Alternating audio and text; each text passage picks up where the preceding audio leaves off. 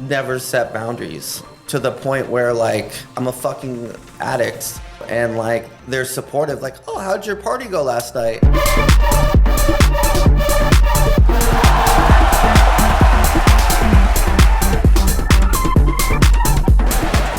Adam, so glad you're here. What up? Be outside, baby. So if you guys didn't hear, Adam throws ragers. How are you doing? Good, bro. It's fucking like 30 degrees hotter out here. Oh, because we're in the valley. I guess. Or I mean, it's hot in general. I don't really leave like my cave. So I work all day from the office. Oh yeah. So I think just being outside in general, I was like, damn. He only comes hot. out at night. No, I don't even come out at night anymore. Well, unless it's one of your events. Yeah. So tell us about you. Fill the people in. Oh man. All right.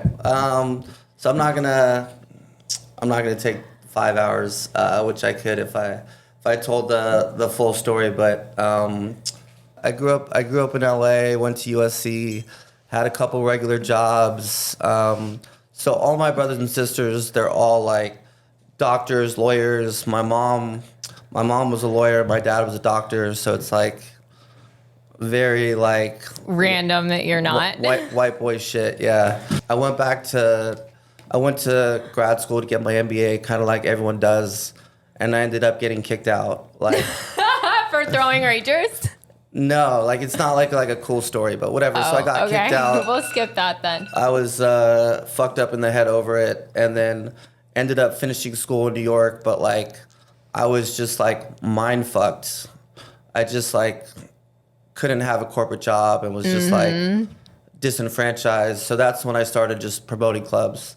And sometimes you just do something and you're good at it. Did you start in New York? Yeah. New York nightlife is the best. Yeah, and this is when it was like At its prime. crazy popping. Yeah.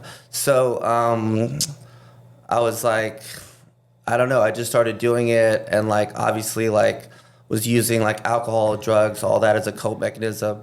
But like the main reason why I like really dived in, there was this club back in the day. It was called 10 June. Uh-huh. I'm not sure if you've ever heard of it. It was probably maybe even before you were born. I don't know. So like back in the day, like have you heard of the show Gossip Girl? Of course. So this is like when Gossip Girl was like at its peak. Okay. So you had like Blake Lively, Right. like Chase Crawford, like all these people there every night. And I really wanted to get in this spot. Like it was all celebrities, models. Mm-hmm. And like it's probably the only club like I couldn't get into. Like I would show up and like not get in. And like even like whether I was like alone, whatever, I always had the same swag, you know? And so I'm like, I need to fucking work here. So I started like bringing models out and working there. And then it progressed into like working there. And then I'm like, well, I can't just bring out models, you know what I mean? So then I started doing multiple clubs, events, and then eventually it's actually kind of interesting. Like I just got so washed in New York, I was fucking homeless. No way. Near the end, like I just didn't care. Like I've never had any real responsibilities in my life, you know? And like for the first time, like I called my dad from a payphone and was like, yo, like I need a place to stay tonight. And he's like, no. Shut up. Yeah. He said no. So I was sleeping like on the roof of my old apartment building that had gotten like boarded up that I couldn't get in there. And like I remember I was crashing into the studio. It was like 20 dudes in a studio. Like music studio a studio? Like, no, actually the crazy part is like one of the dudes was Kanye's cousin, but I think it was his studio. But like there was like 20 of us, and then I would bring this suitcase into Starbucks every day. Like everything was normal and like work.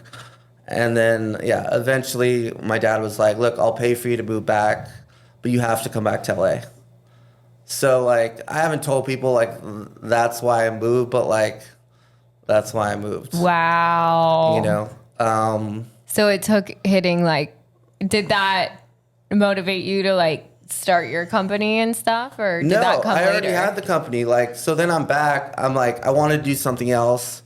But like, what I always say is like, drugs, alcohol, none of that was the addiction. The addiction is nightlife. So it's like feeling important in that room that in the grand scheme of the world doesn't mean shit. Yeah. But like was the high. Like walking around, everyone like, you know, like with Ray right there, like, oh, this guy, you know. Yeah. Like, but there's people other than that, right? You know, so anyways, so I started working kind of from the bottom and then built things up in LA, but it was still like I was getting fucked up like seven nights a week. It was everything from like I went through phases. So like honestly, like I'm like pretty much sober right now. Not fully, like a couple days a week.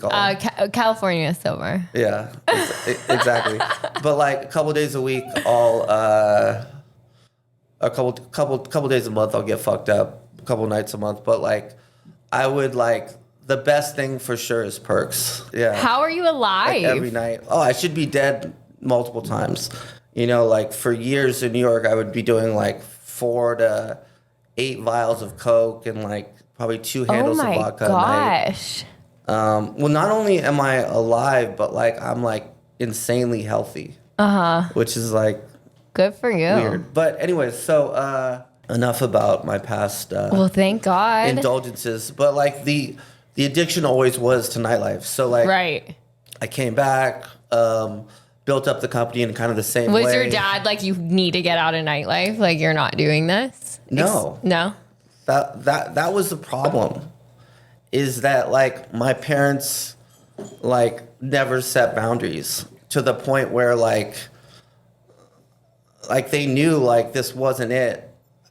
I'm a fucking addict, you know, and like they're supportive, like, oh, how'd your party go last night? You know, like, you know, I'm like, you know, fine, you know, whatever. But like, I'm showing up to hang out with you like a zombie. Like,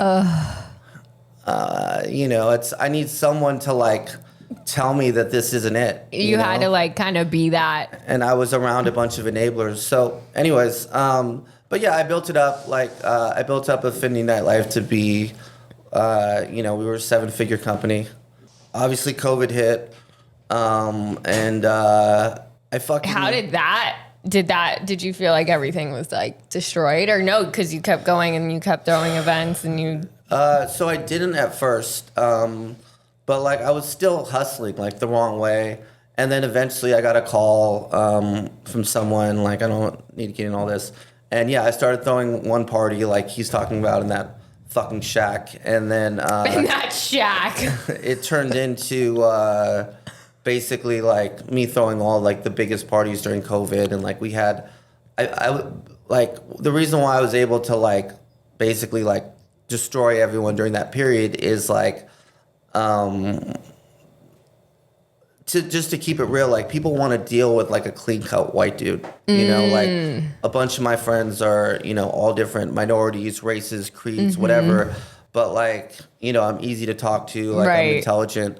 So it made me able to get like venues that were pretty nice. Right. So like this bar in Koreatown, like we turned it basically into One Oak. Like you had like $3,000 to $5,000 table minimums, like all the best looking girls, you know, all that stuff.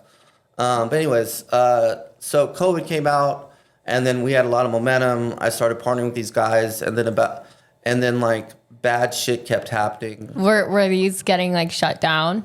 Would you guys have to deal with the cops? Oh yeah, all the time. There was a bunch of stories there, but fuck COVID. I don't want to talk about it. Anyways, like bad stuff kept happening, and then I finally like got like a lot of help. So I started out by seeing I've been seeing a therapist for a while. I started seeing a career coach, a life coach. Nice. And then I realized that I fucking hated what I was doing. I hated the people that I was around. It was that's what was driving like so much like anxiety and depression. I still showed up and was successful despite it, you know, based on my work ethic. But so I completely quit. I took 6 months off, just focused on the nightlife. Totally. Yeah. Just focused on my mental health. And then that's when I restarted Affinity Nightlife, kind of like the way it is now.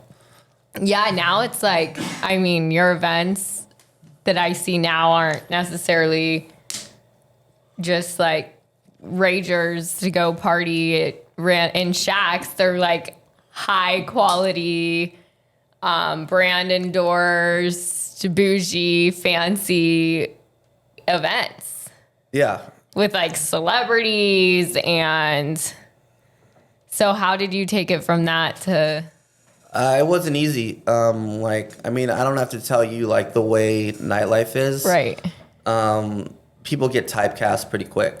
You know, it's either like, oh, you know, this guy, you know, brings a great crowd or throws great events, or this guy, like the way people thought of me is one, being shady, like just cutting corners, like doing things just to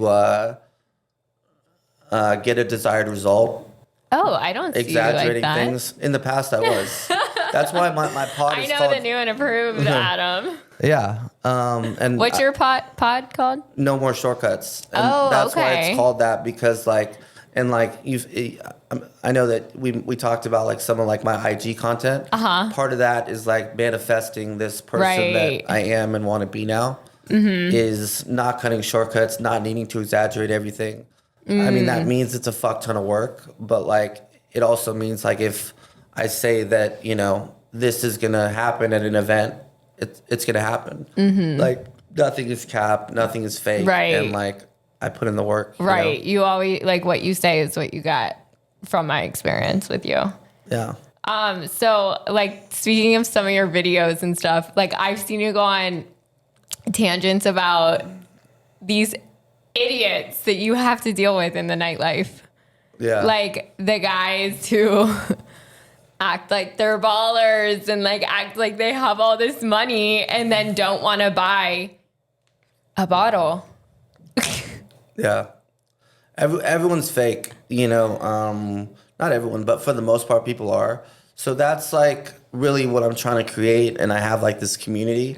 It's of people who do cool shit and don't feel the need to try and be someone who they're not. Like LA is, I mean, I'm sure you can relate, like coming from the South where it's like everyone is more down to earth, chill overall. Well, I'm not from the South. People Maybe- think I am because I'm blonde and nice, but You said you were from Houston. no, my sister lives in Houston. I'm from Pittsburgh, Pennsylvania. Well, whatever. Yeah. That's like small town, not small, but like not LA. Definitely not LA. Yeah. But anyways, yeah, so many people just feel like they have to try and be someone who they're not. So For the sure. point is to create like relationships with people that are dope, and like what I always say is like create non-transactional relationships with people. Meaning like I'm not like, yo, Lexi, I want to go on. I want to go on your podcast. It's like, what can we do to help build each other's platform? Right. You know, and those are the conversations I try and have with like everyone who I work with and people in general. So you book a lot of DJs. Have you ever dealt with like some horrible situations with DJs? Oh yeah, all the time. Like, and I mean, like, if you're any type of like promoter, event curator, whatever you want to call it, like, there's like DJs blow you up all the time. You know, Like wanting to DJ your events, or what do you mean? Yeah. Or I'm not saying that that's unique for me, but like the thing that I fucking hate most about DJs is DJs that won't promote an event at all, or like DJing is a craft. Like I know out of this and that. Number one, most of them don't and aren't good DJs, and there's no name recognition behind it. Number two, like everyone who I work with, like that's how we're successful. Everyone from, my boy Devin over here on the camera, is like adding his friends on Partiful to my event, to my assistant, to my PR team, to the production people. They're all reaching out to sponsors, telling people about the event. Like, they're proud of it. Like if I book you to DJ, for example, and you're like, oh, I don't want to post a flyer or even like tell my friends about it, then like, I mean, when I have a show, when I'm performing anywhere, I want people you know, from my network to be there. Like, if I'm performing, why would I, like, as a DJ, why would you not want to promote that? Like, that doesn't make sense to me. I get sometimes DJs get annoyed because they're like, oh, we're not promoters. But, like, honestly, that's a part of the job. It's a part of being a DJ. That's the statement. And, like, I'm like, okay, you know, I just don't book them or don't book them again. Yeah. You know, but it's not about promoting. It's not about, like, I never asked you after you DJ'd on Friday or whatever, Saturday, whatever day it was, like, how many people did you bring, Lexi? You know, like, what did you do? The point is showing that you that you care and you're letting people know. Whoever comes. You know, it's just an effort thing. But yeah, pet peeves about DJs. The fucking I don't know when this started, but, like, a new response whenever I, like, hit up a DJ is like, time, rate. Like, that's all they write. Well, I mean, I get that. I think I asked that. That's what you text too. All right, bet. I mean, if it's our job, you know, like, you have to look at it like any other job. Like, I'm telling you the way I look at it. You know, I mean, we are that's two opposing parties. Like, this perspective that we have here is, like, from venue event throwers versus, like, DJ POV. So this is an interesting combo. I mean, maybe, but I think that I'm pretty, like, introspective and thoughtful of other people's perspective. No, for sure. And I'm more like, I guess, yeah, my POV would be as, like, if I have a relationship with someone, you know, like, I wouldn't just say time, right? I'd be like, oh, what's the event? Like, because I'm excited to find out what the event's gonna be, and, you know, like, yeah, I wouldn't just go straight to that. Well, like, no, but I guess what I'm not, like, fully saying is that where I get annoyed is, like, I know some of the biggest DJs in the world, like, you know, or open format, like, if, like, this guy DJ Ruckus or Chase B, Travis Scott's DJ, who I'm friends with. So, like, I text him, like, or, like, Virgil, R.I.P., like, was my old roommate. You know, no way. I would text him and be like, yo, you know, I need you for something in L.A. And he's like, all right, bet. You know, so to have those conversations with people on that level, and then to text someone who I don't even know that well, who's, like, a local DJ that has been blowing me up, to get that response, it's like, that's kind of like a F you. Like, it's cocky, and I could see how that could come off. Like, yeah, and I don't book that many. Like, I book the same people often, because of the fact that, like, they kind of understand, like, my headspace. For sure. No, I get that. Have you ever had a DJ come and just play the completely wrong vibe? All the time. Yeah, like, fuck. I can't throw this guy under the bus. Don't throw anyone. I mean, you can if you want. No, usually, like, I don't name names, like, if I say stuff, like, even on my social media, but no, I agree. We'll keep it. Like, when you do these award show parties, like, it's really, really interesting. Like, the music actually is insanely important, because, like, I do them at Academy, so it's like a fucking, literally, like, a concert stadium. Yeah. You know, 2,000 people, and if you don't have 1,000 people in there, it looks like shit. Right. So, believe it or not, like, from a DJ perspective, like, that, like, 10:30, 11:30 slot, or, like, early is really, really important. And I've had multiple people who just have not, the vibe has been wrong with what they've been playing, and people have been clearing out. And that's setting the vibe for the entire night. No, it's more than that. You're on life support, meaning, like, a lot of these award show after parties are on a Sunday. So people are deciding, like, do I want to say, fuck it, I have work on Monday and I'm just gonna, you know, get lit or stay out all night. And that decision happens, like, between 11 and 12. You're right. So, like, literally what happens is, if that DJ starts playing some shit that just doesn't give them the right vibe to get that, you know, third drink where they get a buzz and are gonna stay, then they fucking leave. And, like, I've been in the green room, like, it's happened quite a few times, these award show parties, like, begging a DJ to come early because the guy on right now, like, there's one guy that we know pretty well who In this kid case, it was just that he was like kind of too drunk, but like I was like, it was just horrible. Like and this even happened like recently, and like the room is clearing out, like you're totally helpless, like you're calling the other DJ, like, you know, and like. Well, as a DJ, you should be able to pick up on that and change the vibe. Like if I think that one vibe is gonna work, but then clearly it's not, I'm gonna switch it up and adjust until I find the right, you know. People are different, you know. Some people kind of have egos, and or they just can't adjust. You know, they came into it their mind. I'll say this though, beyond that, like the person that I'm not gonna say GOAT, but is just like insane is this guy Devin Lucien. Like I booked him for I forgot what party.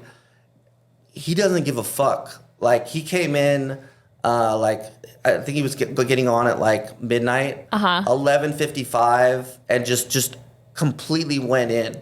You know, it wasn't even like the tone for like the party or anything, and everyone just went crazy. They like, loved it. Yeah, but like it made me thoughtful of something with him though, was just the swag. Right. You know, and the fact that like that much confidence in like, you know, playing like what he was playing makes a difference too. Like you could tell some other people maybe were in their head a little bit, whatever. But anyway. But just like a DJ that goes in and plays like their shit, but plays it with confidence, and that energy. I mean, also like he's DJ'd all over like he DJs with Brody Jenner and like whatever. Sick.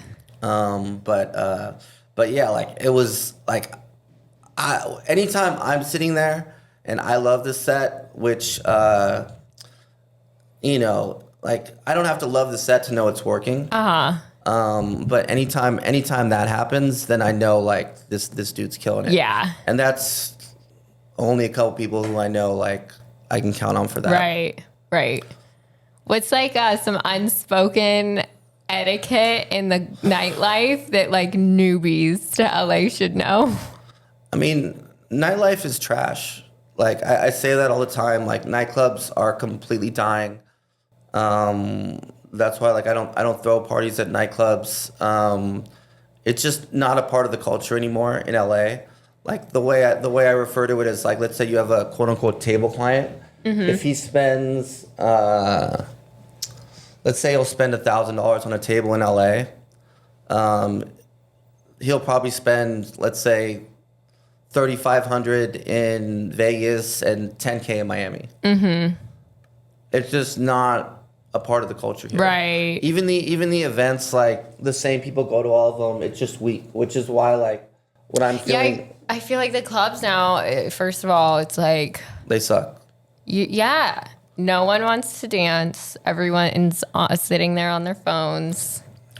It's like not what. It's a great point. Like it's not. I mean, granted, I think a big part of it is the recession, but I think like the owners of the nightclubs basically like, you know, made their grave and now they're laying in it by like being so overconfident and creating an environment that is horrible for the general public, and basically saying you have to spend all of this money or be like a model, or, you know, even though the girls everyone brings are disgusting now, but definitely not models. How has that changed from your experience since you've been in it for a while? You saw like when it used to be, because I feel like it's not like this as much anymore. Correct me if I'm wrong, but like it's not like anything. I mean, girls wouldn't be let in if they didn't have the right look going, or, you know, like. Now I feel like it's not really like that. There's zero exclusivity right now at any nightclub. I mean, there might be one or two places that you could say a little bit, but even there, it's not. So like back in like those 10 June days I was talking about, someone would get paid $1,500 to bring 10 models, and these would be like real agency models, and because you had people spending real money. Right. You know, now. If someone uses, this is one of my videos, but someone uses the word model, it's just, you know, I just want to. It's not a real model. I want to throw my phone against the wall. You know, like it's definitely not not a model, you know what I mean? But like in general, like It's maybe a Instagram girl who edits their photos and doesn't look anything like they look. yeah, or whatever, you know, just never a model. But the problem ended up being is that in addition to that is that this whole business model was built around these guys coming in and buying tables and spending all this money. So promoters got trained to, you get paid even though you don't generate any money. Oh. So if you just bring in girls and, you know, like we said, like average to below average girls at best, and no one is buying bottles, you create this environment that makes you feel like a chump if you're at the bar because there's so little space. How do you make money? And that's why everyone's struggling. So do you have a girl? Are you dating anyone? No. No, single. No, Why? I mean, do you want that, or you just can't find a girl in LA? I mean, I don't want to be a cliche and say it's like just LA. Like there's some good people here, but I would say for sure, like working in events in general, it makes it harder, you know, like, because like that's not what I want to do for fun. Like I want to go to the beach. I want to go to like a comedy club. That's me. Like I don't want to go to a club when I'm not DJing. Yeah. So, you know, obviously, like, you have some girls that are people that would... for me, it's not money, because I don't have money like that right now. People might think it, but I don't. But there is a large degree of clout and, you know, whatever. Like, oh, he's the person running all this stuff, you know, or he can help me get a job or do this or that. Right. You know, so obviously that's an Would you issue. date an OnlyFans girl? I mean, I fucked like thousands of porn stars. Only not thousands, but a lot. You know, all that stuff when I was partying all the time. But like now, no. I remember it's kind of funny. Like, so I always like, and I'm working on this. Is like, I always go for like, based on just. I'm just used to it. I always go for like low hanging fruit. So like when they're tit hang? Oh no, that's gross. But I'm like pretty girls, but like just that are easier for me to spend like hook up with or hang out with or whatever. So the easy ones. You don't want to put in effort. No, I do, but I'm saying that like kind of to just cut to the chase, like kind of. Even though these aren't hoes, like making a hoe into a housewife to some degree. You know, like for Valentine's Day, I went out with this like really big porn star. Oh, nice. You know, and then no, it wasn't. That's not the day for it. You know, and like we were having like a nice time, and she was like, you know, being so like authentic and real. And then it was interesting. I started drinking and then doing drugs, and then next thing you know, like she turned into just this ratchet. Other person, like she's calling her friends, they're talking about like robbing rappers, and you know, like we were about to have sex, and I just couldn't do it. Like I just was like just zero class. Yeah, and like part of it was that I started drinking, but like I also realized like more so than that was like this is who this person is. Yeah. But anyways, so you were in New York, and then what? And then I moved to LA. How old were you when you got here? 19. And I remember when I decided, I literally peeing, and I was like, I'm moving to LA. So. How old are you now? 20 something. Like, I'm 20. I'm 26. Okay, so you've been here for 7 years. Yeah, I've been here for 7 years. When did you start DJing? Like 3 years ago. What made you want to get into that? I was working with a producer, like songwriting, and a producer suggested like, oh, have you ever thought about DJing? And I was like, no, but let me go to Guitar Center and get a little DDJ 400. So I got it. The producer asked Ray and Michael, that were Pink Dots together at the time, to teach me. So they were coming over. They ended up leaving their CDJ 3000s at my place for like months. And they would come teach me. And I became like addicted. So you really like the DJing. Would you say that's your passion? Oh, 100%. 100%. Like I can't believe it took that's me. That's like what you want to do for a living. Yeah, I can't believe that it took me that long to like find my purpose in life, because before, it was in life. all That's big. All like acting was my focus, and then I just found DJing, and it's taken over my life. Like it's the main thing now. What's next for you? What's coming up? What can people look forward to be excited for? And if they're in LA, attend your events. Yeah, so AffinityNightlife.com. Affinity Nightlife is my company. Adam Glove is my nickname. My real name is Adam Glovsky. I did not know that. Yeah, no E-S-K-Y. It's like Polish. Like when my ancestors moved to this country, they like shortened it or whatever. Oh, interesting. Yeah, but it was like a nickname. So like in New York, people would either say Adam's List or Gloves List. So I just combined them, made it easier. But it's probably gonna be next week. I have my TV show airing. Oh, No More that's Shortcuts exciting. Pod I told you about. Yeah. Yes. Where will that be airing? I say TV show, but it's called Live Stream USA. But it's airing live once a week. Nice. So it's like gonna be like 700,000 people watching. I interview like some really fire people. So that's coming up. But event wise, I'm doing like a Young Hollywood party, which is similar to one I did for the Golden Globes. Okay, cool. American Music Awards after party, Emmy Awards. Doing another like bikini pop up, LA Fashion Week. I'll do like some stuff over Labor Day. Those are the main ones. It's really more about like quality events, bigger events than quantity. For sure. Like I have this guy that always wants me to do stuff every week, and I have no desire to do that. That's why I know showing up to one of your events, it's going to be packed. It's going to be, like I would rather that than knowing that something's every week and it just be mid. Like your events are the grand events. Like your pool party on Friday at Hey, Skybar. don't hate. It's not, you're DJing. It's not like you're the promoter. But I'm not hating. No sneak dissing.